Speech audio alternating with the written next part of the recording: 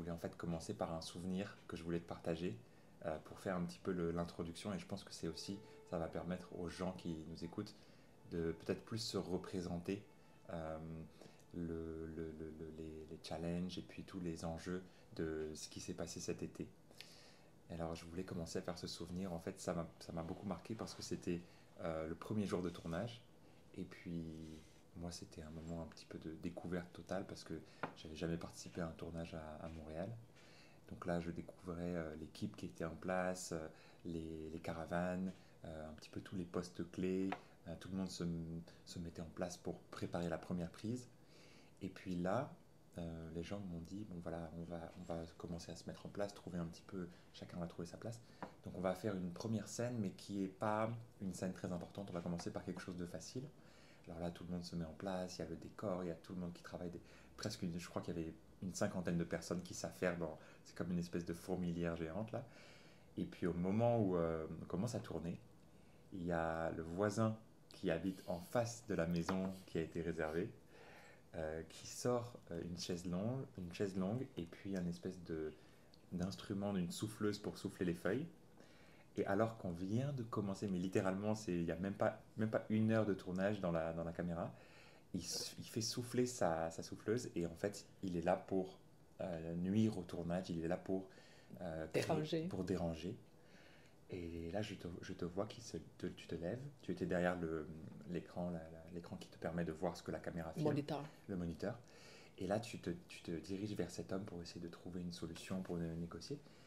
Et là, tu vois, j'ai cette image en tête et je me suis dit, c'est le premier jour, il y a déjà cet élément de difficulté qui était impossible d'envisager. Puis je vois ce choc des cultures entre, tu vois, ce Québécois de Laval avait l'air très têtu, qui n'était pas du tout prêt à changer, et toi qui allais commencer à raconter ton histoire, Montréal, ma belle. Donc je voulais commencer un peu par ça parce que je pense que c'est le genre de choses que personne n'imagine pendant un tournage, mais est-ce que tu peux nous raconter un peu comment est-ce que toi tu as vécu ce moment-là? Merci, Val. Vraiment, c'est très drôle. C'est d'une dis pas ça. Peut-être, sérieusement, je pense que ces souvenirs est pas parti, mais on dirait que j'ai oublié ces petits moments parce que il y avait trop de stress, trop de travail et après, parce que ça, c'est vraiment première journée, la première scène. Donc, c'est drôle, j'ai presque oublié, mais là, après ce que tu m'as dit, tous les moments est revenu dans ma tête. C'est très drôle, c'est très, très drôle. Ah oui, au début, j'étais très stressée. J'ai dit, ah non, merde, euh, quelle mauvaise chance d'avoir ce genre de dérangement. En plus, c'est un film, notre film, c'est quand même un film avec le budget très modeste. Donc, notre schedule est très serré chaque jour pour le plan. Il faut finir chaque plan. Donc, j'ai vraiment commencé à avoir la peur. Fait que, puis moi, je vois que lui, il ne voulait pas quitter. Fait que moi, j'ai dit, OK, je vais aller lui parler moi-même pour essayer de le convaincre d'arrêter son comportement très dérangeant. Je ne savais pas c'est quoi sa réaction. J'ai aucune idée comment il va réagir, mais en vrai, je n'ai pas d'autre choix. Je n'ai pas le temps même de réfléchir est-ce que je dois y aller. Fait que j'ai décidé, ok, je vais aller le voir pour parler avec ce monsieur.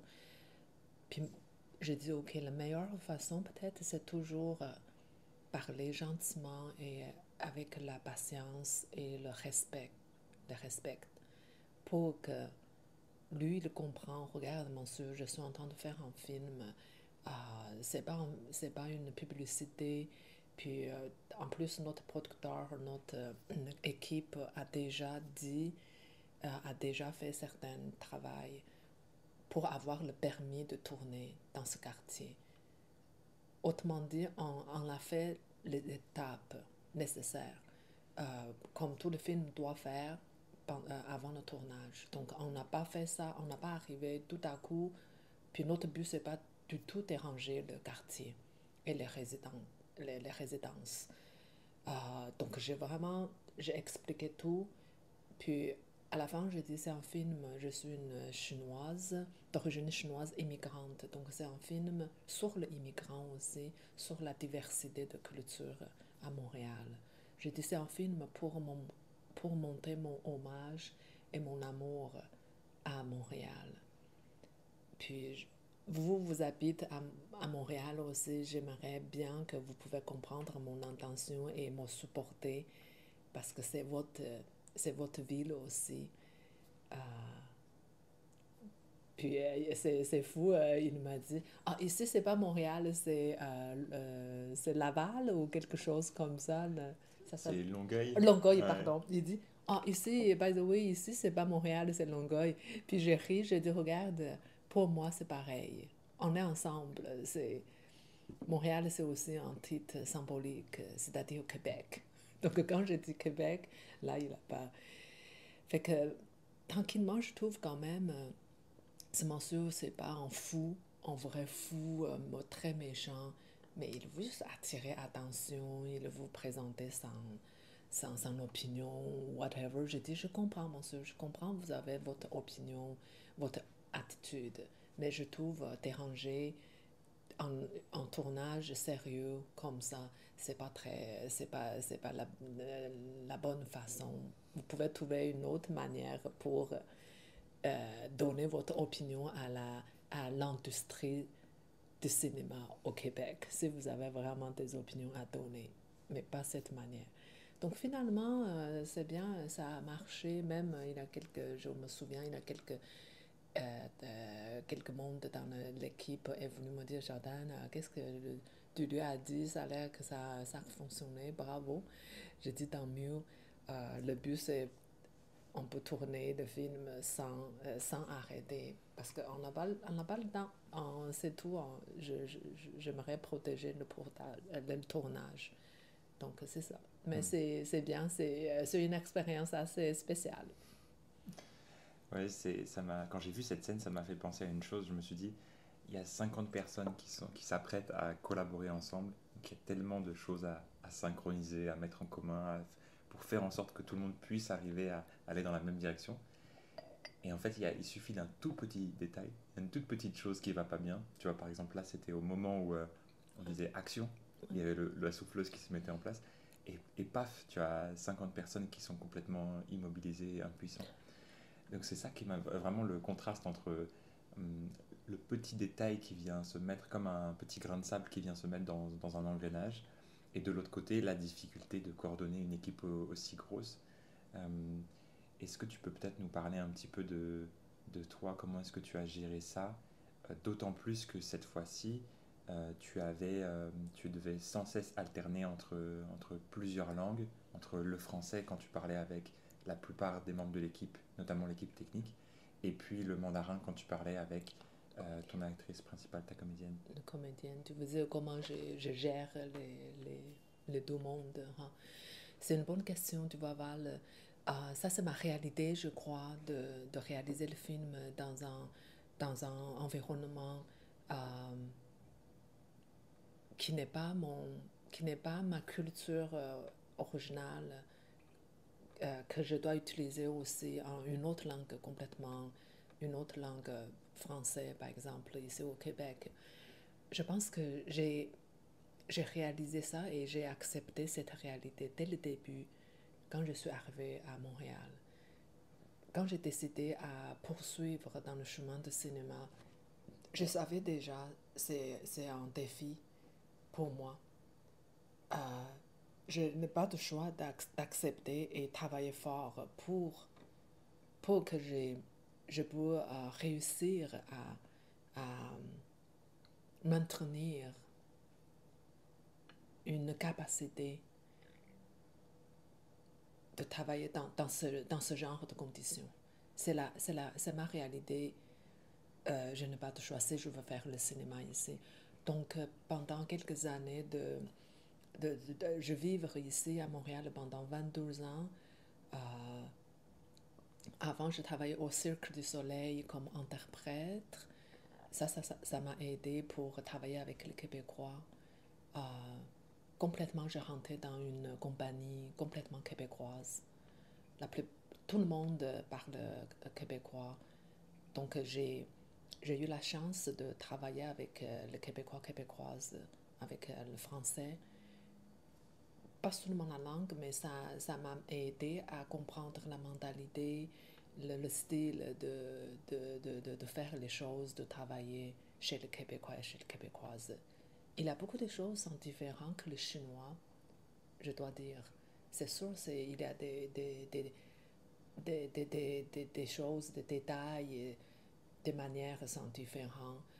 Mais je crois toujours que si on est sincère, on travaille fort, on est responsable vers notre travail. Dans le fond, c'est ça qui compte. Peu importe tu es québécois ou d'origine québécoise, d'origine française, d'origine chinoise ou d'origine afrique ou arabe. Donc, c'est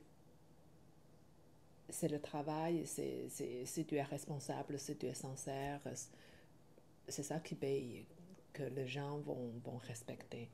Donc, je n'avais pas de peur, je dois dire.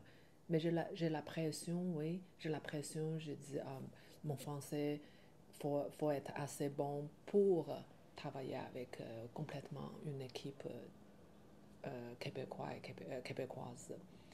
Ça, c'est la première film, mon premier film que j'ai travaillé complètement avec une équipe québécoise. Mon premier film, j'ai tourné en Chine, c'est comme moitié, l'équipe c'est moitié québécois, moitié québécoise. En parlant de travailler avec les comédiennes chinoises, ça pour moi c'est beaucoup plus facile parce que c'est notre langue maternelle. C'est, pour moi c'est encore plus direct pour expliquer, pour communiquer. Donc, tu vois, c'est drôle, sur plateau, tu as témoigné. Je parlais français avec l'équipe, mon équipe française québécoise.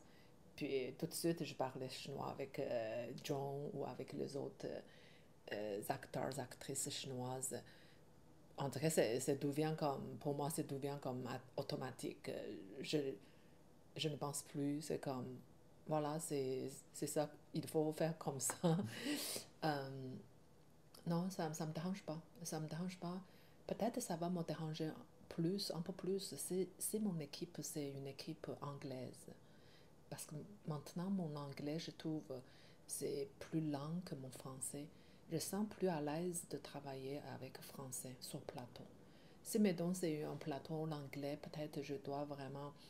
euh, je devais même pratiquer l'anglais pendant un certain temps avant de commencer le tournage. Mais cette fois-ci, je n'ai rien préparé dans le côté de langue. Euh, la préparation tout de suite, c'est avec l'équipe. La préparation, c'est déjà beaucoup de discussions, la visite pour les endroits, pour chercher les locations. Déjà, c'est comme... Donc, ça a commencé automatiquement. C'est comme ça fait partie de ma vie, d'utiliser la langue française pour régler les problèmes, pour communiquer. Ouais. Ouais. Je trouve que c'est quand même... c'est, pour moi, je le regarde comme une richesse que je peux travailler avec les deux langues en même temps sur un plateau. Je n'ai plus de peur maintenant. Ouais. Avant, oui, mais pas maintenant. Je trouve les travailleurs dans le cinéma ici, c'est très professionnel. Ça, je trouve ça me rend vraiment comme euh, paisible aussi. Je n'ai pas vraiment d'inquiétude sur le plateau pour chaque département. Vraiment, déjà, j'ai entendu que l'équipe de cinéma, les travailleurs dans le cinéma au Québec a une bonne réputation. Même les Américains, beaucoup de films américains, hollywoodiens, ils viennent à Montréal pour tourner leurs films parce qu'ils aiment beaucoup travailler avec les équipes ici au Québec. J'ai entendu depuis longtemps, puis cette fois-ci, j'ai vécu par moi-même, c'est vrai. C'est le même sentiment que j'ai eu aussi. Ah, Je me ok. suis vraiment dit, c'est vraiment un tournage à l'américaine. Alors, quand on dit à l'américaine, c'est vraiment ça, c'est vraiment tel qu'on imagine la façon de faire à Hollywood. C'est vraiment le même niveau de professionnalisme. Et j'ai eu cette impression assez rapidement. OK. Je me souviens, c'était aussi pendant le premier jour de tournage où je cherchais, j'avais besoin d'un parasol, Mm. puisque Joanne était beaucoup à l'extérieur et Ouais. comme il y avait pas mal de soleil, il fallait la protéger pendant les moments où il n'y avait pas de prise. Ouais. Et puis là, tu vois, moi je connaissais pas encore beaucoup de prénoms sur le tournage, je découvrais un petit peu. Et puis j'ai posé la question à quelqu'un, est-ce que vous pouvez m'indiquer où je peux trouver un parasol? Et puis là, tout le monde m'a dit, ah, il faut que tu demandes à telle personne, c'est lui qui sera responsable de ça. Et même si la personne sait où est le parasol, elle ne va pas te le donner. C'est vraiment, Ah, chaque personne a quelque chose de bien s'occupe. déterminé. Et D'accord. tu sens que tu peux pas vraiment changer ça. C'est vraiment très installé. Ah, absolument, tu as Mm. bien dit. C'est comme chaque département a leur mission, a leur responsabilité à eux-mêmes, puis ils sont concentrés sur leur travail. Donc, ouais, c'est très, très bien organisé. C'est ça le mot que j'aime beaucoup aussi. Je trouve ça donne, ça rend la machine roule. Tu te laisses aussi une marge de liberté pour toi dans le processus. Ouais, ouais, je pense que ça aussi, c'est une chose que j'ai appris cette fois-ci, que je vais continuer à absolument utiliser cette manière pour rendre le tournage le plus smooth, sécuritaire possible, c'est-à-dire euh, bien préparé, le mieux préparé possible avant le tournage, euh, soit dans l'étape de scénario. En passant, j'aimerais dire, pour moi, je crois que le scénario, c'est le plus important étape. C'est l'étape le plus important.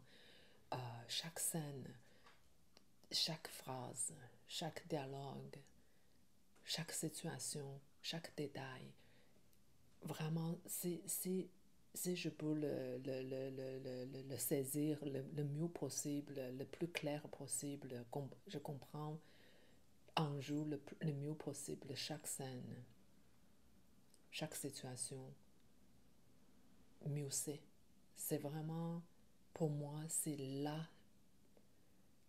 chose la plus importante. Cette fois-ci, je crois que pourquoi je sentais quand même assez libre, assez, si je peux utiliser le mot confiante, sur plateau, je crois que c'est mon travail pendant le scénario, ma préparation pendant le scénario qui m'a donné ce genre de confiance. Parce que je connais bien ce que j'ai besoin. Je connais bien ce que je veux aller chercher chez les acteurs, actrices et dans chaque scène, même dans la décoration. Parce que quand je dis le scénario, ça comprend beaucoup des éléments, pas seulement le comédien, le dialogue. Il y a aussi la situation, la décoration, l'ambiance, tout ça, il faut que je comprends bien, je vois bien.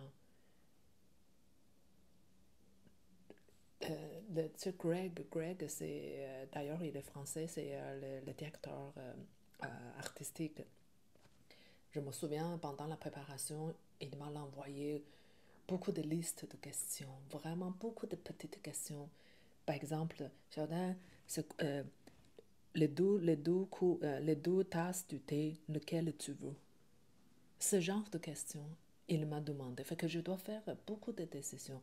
Entre les deux tasses, je dois réfléchir quelle tasse, quelle couleur, quelle shape match mieux pour cette famille, pour cette table. Donc tout ça, c'est décision esthétique. J'aime beaucoup ça. Même si des fois je sens comme, oh, trop de questions, trop d'emails, mais même Greg m'a dit, Jordan, désolé, je dois t'envoyer beaucoup de questions. Est-ce que tu es prête? J'ai dit, aucun problème. Puis à un moment donné, on manque du temps. Chaque fois quand on va aller chercher les locations de tournage, on fait ce genre de discussion dans l'autre voiture. Dans l'autre voiture, on travaille ensemble, on s'assoit toujours ensemble. Puis il me montre le picture, le photo avec les choses qu'il a déjà choisies ou réservées sur Internet. Puis il m'a dit, Jordan, le double, le double, le rideau, les choses, lequel tu aimes mieux. Parce que c'est un film sur une famille chinoise, donc il a beaucoup de décorations chinoises. Vous allez voir, c'est très bien réussi, très beau, très authentique. Euh, donc tout ça, c'est comme le petit détail, voilà. C'est la préparation. Je crois qu'il n'y a pas de magie. Il n'y a pas de magie. C'est la préparation, c'est le temps le mieux possible. Ouais. Je pense que c'est la seule manière pour réussir à tout contrôler. À la fin, tu es satisfait. Est-ce que tu es satisfait? Quand je rentre dans la maison la première fois, quand Greg et son équipe m'ont montré la maison, aussitôt que je rentre, je peux savoir, yes, this is what I want. Tu peux sentir tout de suite, est-ce que ça fonctionne? Est-ce que c'est ça que tu veux? Bien sûr, on va ajuster des détails. Ah, peut-être cette peinture est trop, enlève-le. Ça a arrivé quand même plusieurs fois. Greg a mis des fois beaucoup de choses dans le coin. J'ai dit non, Greg, enlève-le, c'est too much. J'ai dit non, j'aime pas. Puis finalement, il a commencé à me connaître. Il dit, Jordan n'aime pas trop mettre les décorations. Elle aime les choses simples. J'ai dit oui. Donc ça, c'est comme aussi le choix, le goût de réalisateur, réalisatrice. Yeah, tout ça, je trouve, c'est une vision qui est liée avec ton film. Et donc ce tournage qui a duré presque 2 mois en tout, Demain.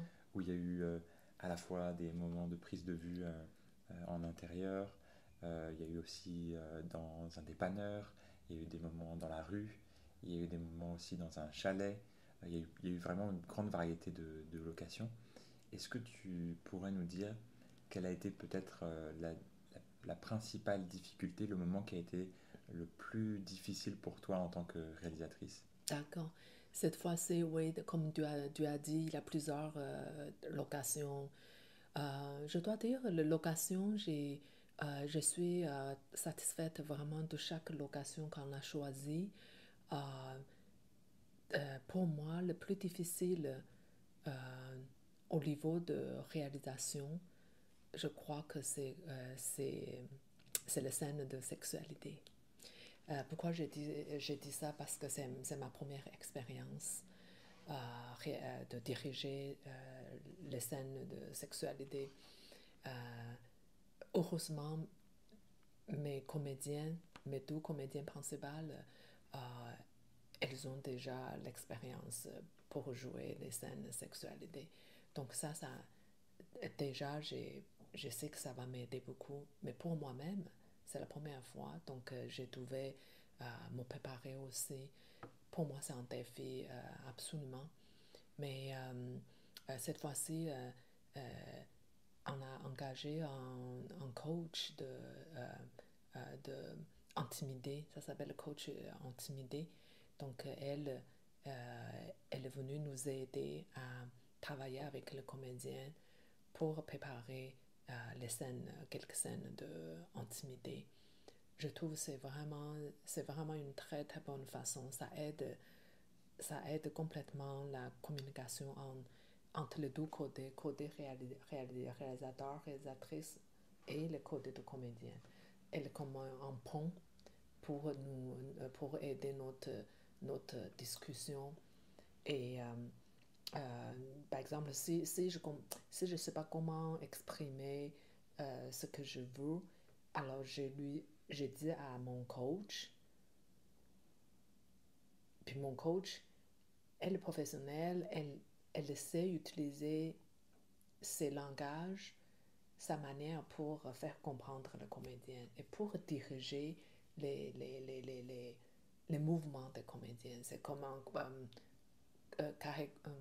chorégraphe, c'est ça le mot, elle m'a dit c'est comme chorégraphe.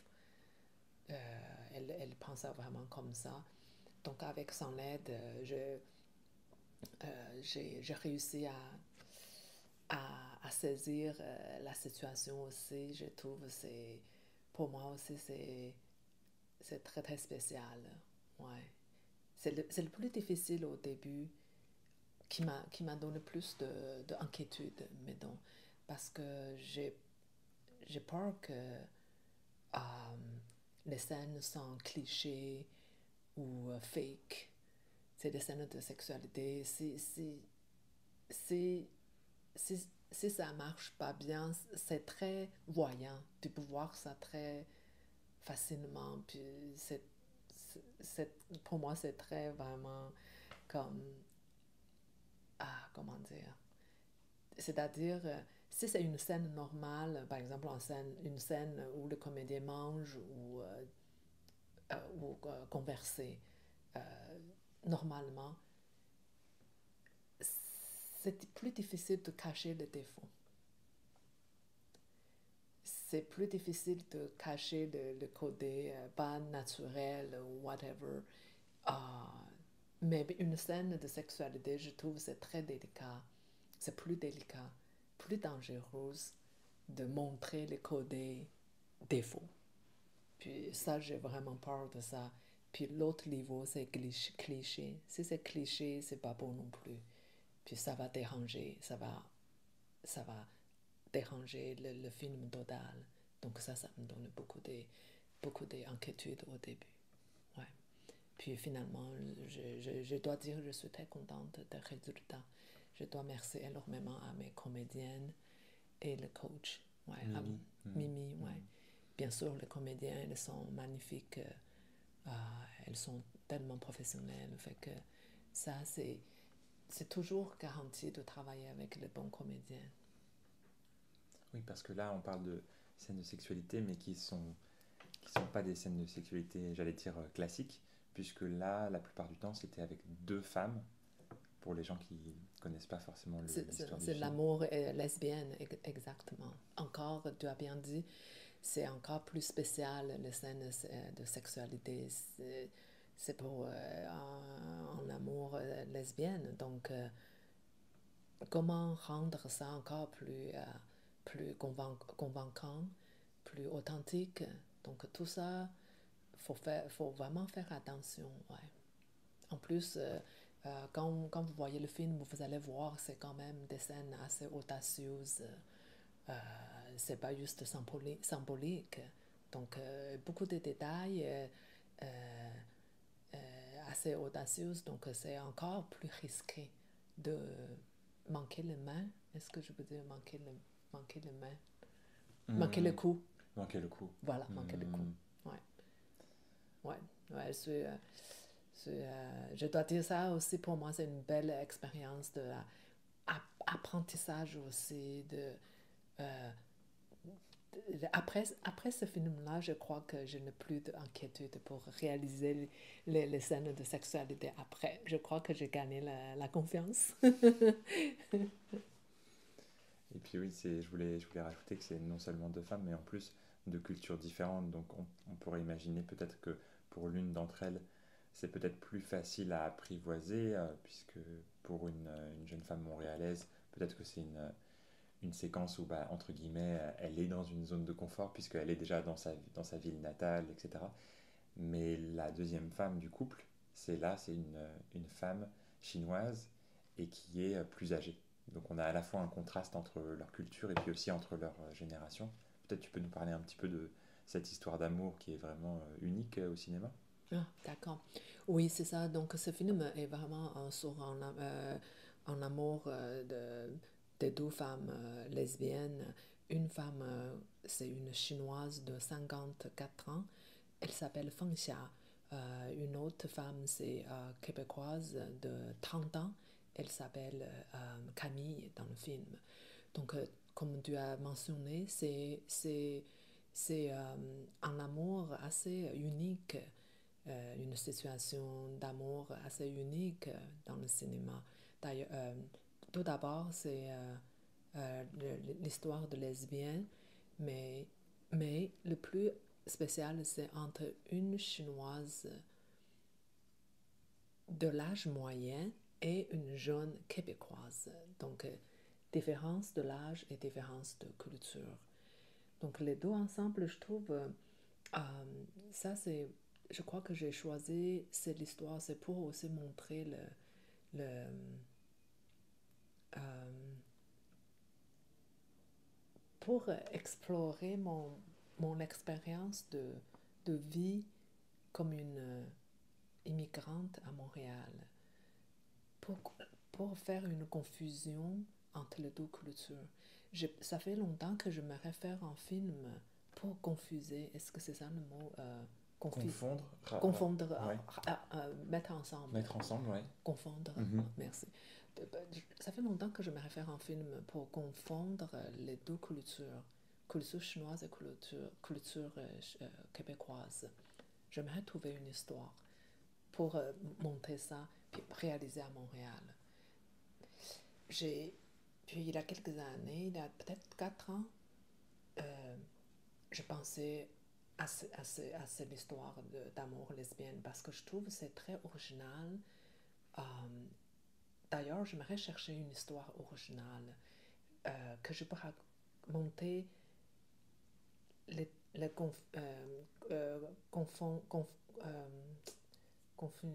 confusion.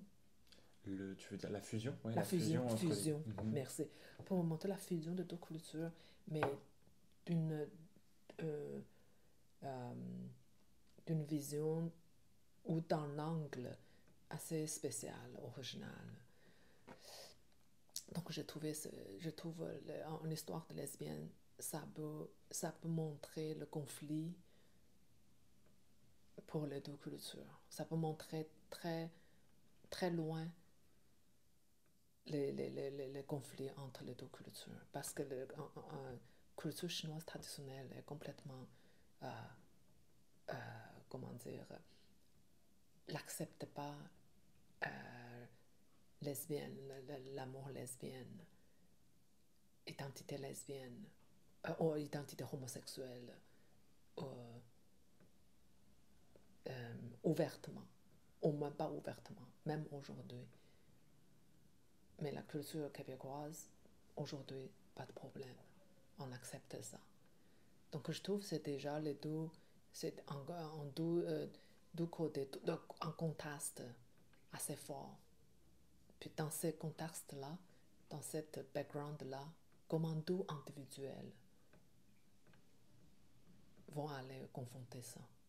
Ça m'intéresse énormément, une chinoise et une québécoise. Parce que je connais beaucoup les côtés chinoises. Chinoise, je connais comment la chinoise pense et fonctionne dans toute mentalité.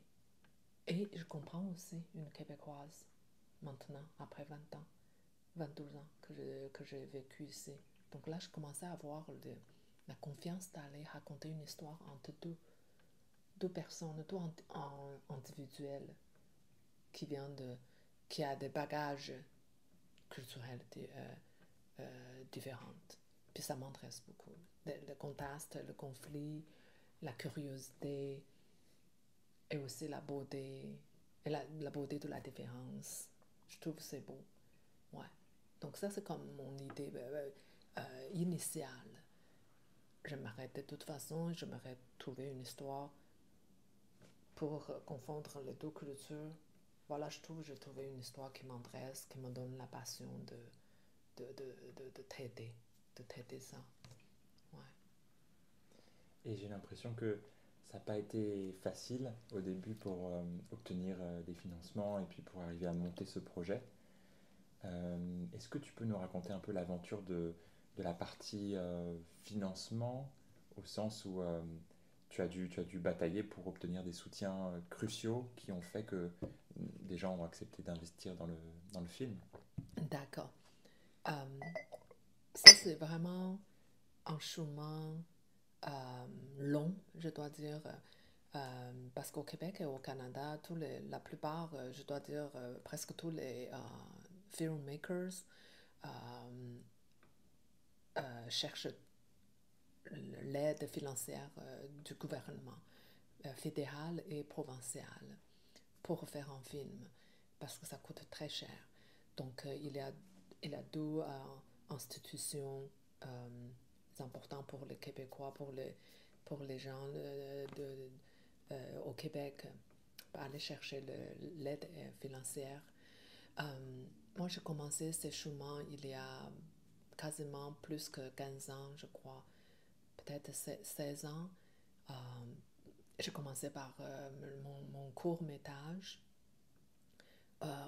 Puis après, c'est moyen métrage. Puis après, j'ai réussi à obtenir l'aide financière pour long métrage. C'est un chemin très long, mais euh, j'aimerais dire aussi, Québec, c'est un endroit qui soutient beaucoup le cinéma, des cinémas. C'est peut-être la province la plus généreuse parmi toutes les provinces au Canada. Il protège beaucoup la culture française, euh, dont le cinéma est une grosse partie. Donc, si ton histoire, ton scénario est bon, et si ton scénario passe, si le jury aime ton scénario, tu peux toujours finir par obtenir l'aide financière. Ça prend du temps, bien sûr. Par exemple, chaque film que j'ai réussi à faire, que j'ai réussi à recevoir l'argent, j'ai passé toujours au moins 3 4 fois d'essai, de dépôt.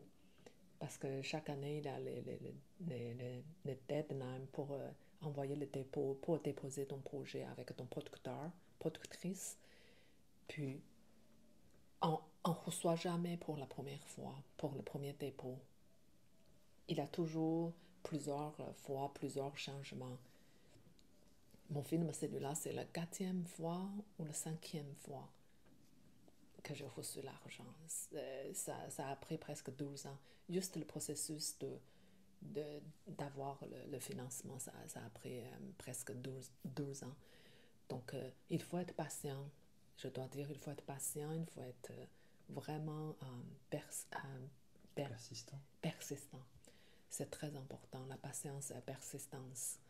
Sinon, ça ne marche pas parce que la compétition est là, il y a beaucoup de projets. Il faut vraiment oublier tous les facteurs. Sinon, ça va déranger ton mood et même ta confiance sur ton projet. Donc, je crois que il n'y a pas de magie, c'est le travail. Si tu as un bon projet, si tu crois à ton projet, alors travaille fort sur ça. Il y a toujours l'espoir de recevoir l'argent. Je crois ça encore. Euh, Tout ce que j'ai fait jusqu'à aujourd'hui, ça m'a convaincu. Je voulais te poser une question par rapport à ton enfance en Chine notamment, et à la manière, peut-être le double héritage que tu as reçu entre d'un côté ton papa, du côté de la culture Dongba, et ta mère qui était donc plutôt de la culture traditionnelle chinoise. Ouais, ouais, je pense que c'est vraiment. Euh, je pense que j'ai, j'ai, j'ai eu un héritage des deux cultures de mes parents qui sont, je trouve, un bon balance ensemble pour moi. Parce que, comme tu as dit, comme tu le sais, la culture chinoise traditionnelle est beaucoup plutôt conservateur et plutôt strict, mettons, euh, qui est Confucéen. confucienne. La tradition de confucien fonctionne très fort sur la mentalité chinoise depuis toujours. Euh, donc c'est assez strict.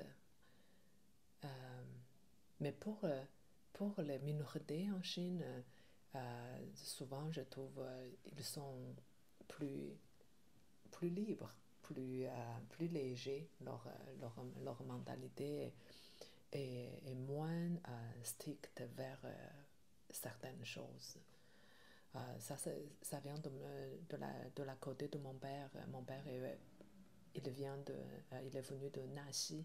C'est une minorité qui a seulement 300 000 habitants en Chine, dans le sud-ouest de la Chine, euh, à côté de Tibet. Donc c'est une minorité, ancienne minorité qui a vraiment l'ancienne culture très précieuse qui s'appelle Dongba. Puis ils ont leur écriture spéciale de pictogrammes aussi.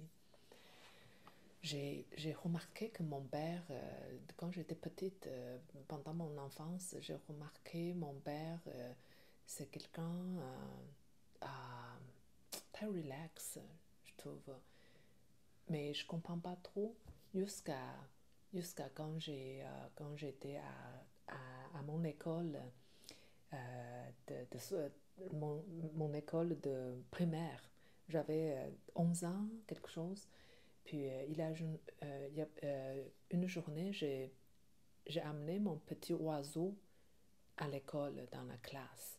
Puis l'oiseau a donné beaucoup de sons, beaucoup de bruit pendant la classe. Mon professeur, elle était vraiment fâchée contre moi. Donc elle dit, Jordan, regarde, la punition, c'est tu dois, tu dois tu dois venir avec ton père dans mon bureau. J'aimerais parler avec ton père. J'avais peur parce que à l'époque, on est petit, tout le monde a peur de ce genre de situation. Donc, mon papa est venu dans l'école, puis la professeure m'a blâmé devant mon père très strictement, très sérieusement, et dit Monsieur, tu dois bien éduquer ton enfant, elle ne doit pas faire des choses comme ça, c'est pas bon pour son étude, c'est pas une bonne habitude, bla bla bla. Après ça, mon père regarde le professeur en souriant. Il dit à professeur, il dit professeur, euh, moi je trouve que mon enfant l'a pas fait de mauvaises choses. Elle a 11 ans, c'est ça un enfant. C'est ça la nature d'un enfant. C'est pas une erreur. La professeure, elle reste comme, elle ne sait pas quoi répondre parce que mon père a complètement, comment dire, contre son opinion devant moi. Depuis ce jour-là, là, je commençais à comprendre. Je trouve mon père, il est à son côté assez différent, assez relax, assez cool.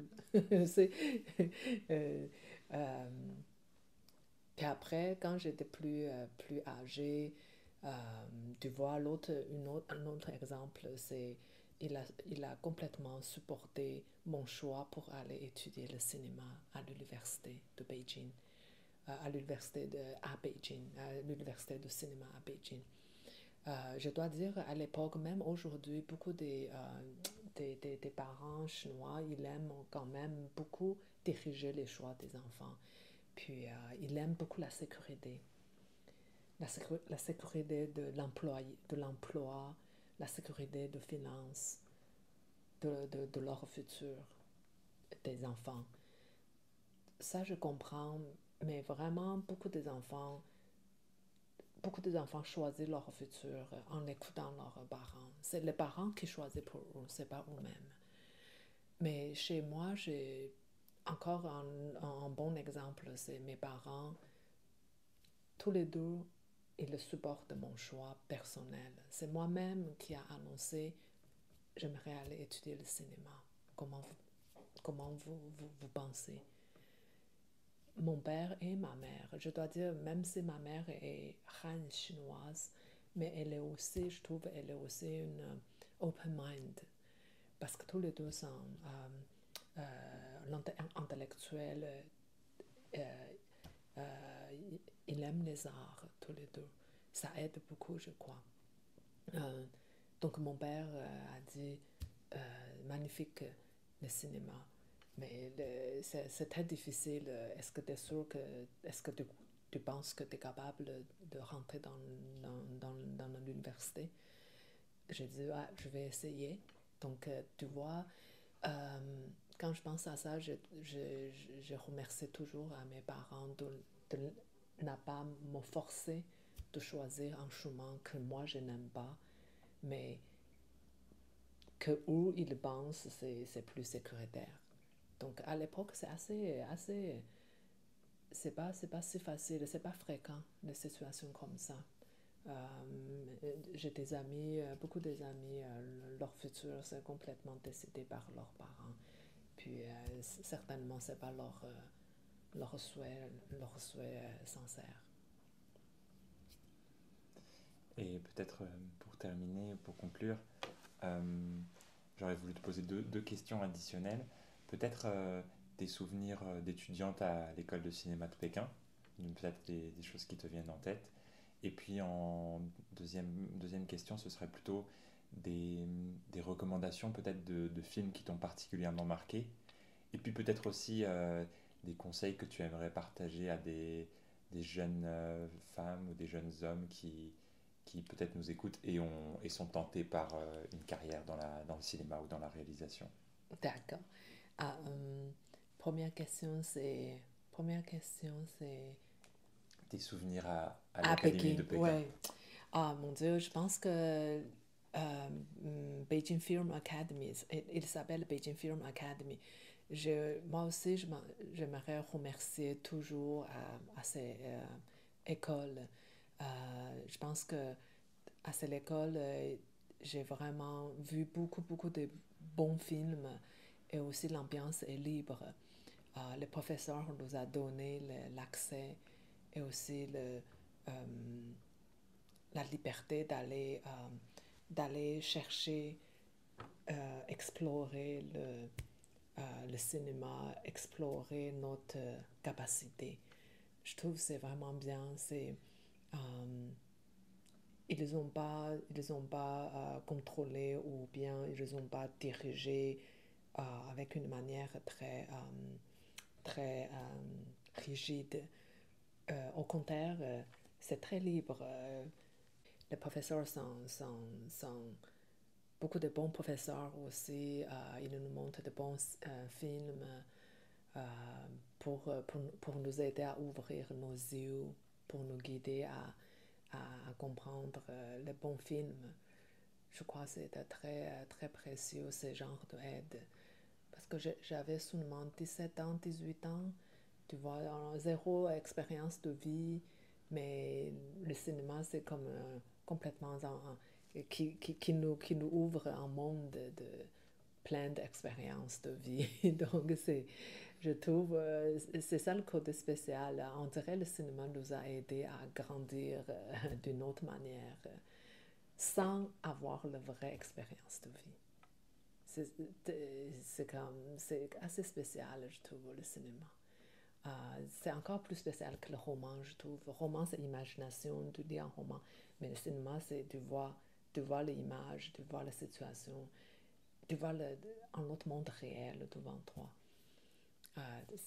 C'est à cause de ça, c'est grâce à ça j'ai tombé en amour avec français, avec la langue française, parce que là, je peux répondre dans deuxième question. La deuxième question, euh, c'est le bon cinéma à recommander. Moi, j'ai beaucoup aimé trois réalisateurs dans mon école. Première, c'est Kieslowski, c'est un Polonais. Il a réalisé le grand film Trois couleurs, blanc, bleu, rouge, La W de Véronique. Il a d'autres films aussi. Je crois que son film reste toujours de meilleurs. Ça fait partie de toujours de meilleurs films, le plus beau film dans l'histoire du cinéma. C'est un master, vraiment un grand master que j'admire beaucoup. La beauté, la sensibilité, la profondeur, tout ensemble dans un film. C'est pas évident. La poésie, tout mélange dans un même film. C'est vraiment cool, je trouve. Puis c'est vraiment beau, c'est la beauté, la vraie beauté. Euh, l'autre réalisateur, c'est Abbas. Euh, son prénom, c'est Abbas, mais j'ai toujours la misère à prononcer son nom Son de nom de famille. famille. Ouais. Mais c'est dans réalisateur iranien. Iranien, ouais, un Mhm. réalisateur iranien, mais c'est facile à trouver. Abbas, iranien. Aussi, son film est très profond, très simple, mais très profond. Son film a gagné à Cannes le meilleur film. S'appelle The Taste of Cherry, je pense, que le goût de cerise. Donc, c'est très, très philosophique, très, très profond, mais simple aussi. Ça aussi, c'est une autre force dans le cinéma que je trouve très, comment dire, c'est une autre force que j'aime beaucoup, beaucoup dans le cinéma. Euh, il peut montrer une philosophie très profonde, très forte, avec son image cinématographique, visuelle. Ouais. Simple aussi, il y a une simplicité aussi, c'est ça qui est très cool. Euh, c'est ça qui est le plus difficile aussi, avec l'âge, avec mon expérience. J'ai compris absolument la difficulté de faire un bon film. C'est vraiment pas facile. Donc, quand je pense à tous les bons films, il a seulement un mot, c'est admirer. Admire. L'autre réalisateur, ça s'appelle Hou Xiaoxian. C'est un Taïwanais. Bien sûr, c'est un fameux film, La ville de tristesse, The City of Sadness. Trop bon, trop beau, aussi historique, avec la tristesse de comment dire, la tristesse de impuissance des humains devant l'histoire, devant l'événement historique, événement politique. Puis de montrer une profonde compassion sur les humains, le petit humain, en guillemets, mais aussi très, très fort, le humain très fort. Donc c'est très touchant, très, très touchant. Je pense que c'est un des meilleurs films chinois. Quand je dis chinois, oui, ça vient de la culture chinoise. C'est un des meilleurs films chinois que je crois, qui va rester aussi forever sur l'histoire du cinéma. Ouais, dans le monde entier. Pardon. Euh, le conseil pour les jeunes filles et garçons qui veulent embarquer dans dans le chemin du cinéma, je crois que deux choses, peut-être deux éléments de base. Le plus important, première, c'est la passion, l'amour vers le cinéma. Tu dois demander toi-même, est-ce que tu aimes vraiment le cinéma? Est-ce que tu as vraiment la passion pour cette chose? Donc c'est ton intérêt. Il faut être sincère vers soi-même. Faut pas aller faire ça juste parce que tu penses que c'est cool ou bien poursuivre certaines modes. Tout ça, ça fonctionne pas parce que c'est un métier très, très difficile, très, très tough, je dois dire. Donc, il faut d'abord demander toi-même, est-ce que tu aimes ça vraiment? Deuxièmement, c'est travailler fort, je crois. Il n'y a pas magie. Ma expérience pour moi-même jusqu'à aujourd'hui, c'est je travaillais fort, je crois que je travaillais fort. Il faut aimer travailler fort. Ouais, il faut aimer le cinéma, mais il faut être habituel, il faut aimer travailler fort. Euh, Parce que ça prend beaucoup, beaucoup de temps, beaucoup de patience, beaucoup de patience. Un projet, ça arrive toujours en 2, 3, 4 ans pour un projet, pour réaliser un projet. Déjà, c'est déjà très chanceux dans le rythme ici au Québec. Je ne sais pas ailleurs, mais au Québec, un réalisateur, réalisatrice, si il peut faire un film chaque 4 ans, c'est déjà une très bonne nouvelle. Long métrage fiction, je veux dire. Donc, il faut travailler fort. Puis aussi, il ne faut pas avoir peur non plus. Ouais, chaque chose, je crois, c'est pas mystérieux. Si tu aimes ça vraiment, aujourd'hui, il y a beaucoup plus d'accès que notre époque quand on était plus jeune. Beaucoup d'accès d'apprentissage tout seul, sans payer. Le Internet, tout ça. Avant, peut-être tu dois absolument aller étudier à l'école. Mais aujourd'hui, beaucoup de choses, vraiment, on peut vraiment apprendre. C'est quelqu'un qui aime apprendre soi-même, self-educate. C'est vraiment une bonne époque, je trouve. Tu as beaucoup de ressources, beaucoup d'accès sans, sans frais. C'est magnifique. D'ailleurs, j'ai commencé à étudier l'histoire de la Chine, l'histoire de Western Country, de Occidental. Je commençais à tomber en amour avec l'histoire depuis 2-3 ans. Donc j'ai étudié, je commençais à étudier par Internet. Il y a plein de bons professeurs, bons reportages, très bonne qualité. Je sens vraiment chanceuse d'avoir l'accès à la technologie, on parle de bon côté. Donc, il ne faut pas avoir peur. Si aime ça vraiment, juste étudier, c'est ça, étudier fort, puis n'ayez pas peur, c'est pas quelque chose, c'est comme tous les domaines, dans le fond, c'est comme tout le domaine. Après la pratique, étudier, pratique, beaucoup de pratique, ça va aider à toujours augmenter ta capacité, je crois. Donc, c'est pratique, c'est des études. Et alors, Montréal Mabel va partir en festival peut-être cette année, même sûrement. Et sans dévoiler trop de choses, on peut dire que a priori, il va arriver sur les écrans dans l'année 2026. C'est vrai.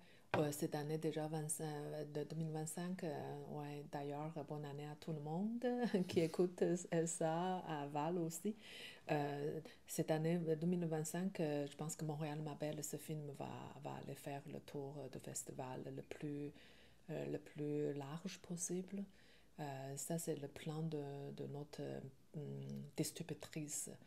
Euh, Isabelle, elle a déjà dit, ça c'est le plan de cette année, parce qu'en général, quand un film est sorti, ça prend toujours au moins un an pour faire le tour de festival, la première année. Puis après, la deuxième étape, c'est sorti en salle.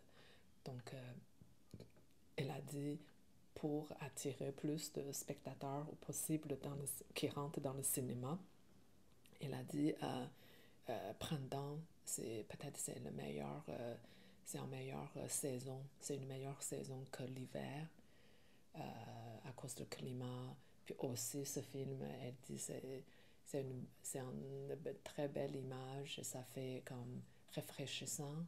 Euh, non, c'est pas ça, c'est le mot. Refreshing. Tu peux dire rafraîchissant. Ah, C'est vrai que c'est un film qui a été tourné en été, donc en c'est été des très images qui sont... qui fait réveiller Mhm. les gens, réveiller l'esprit, parce que ça fait très l'été.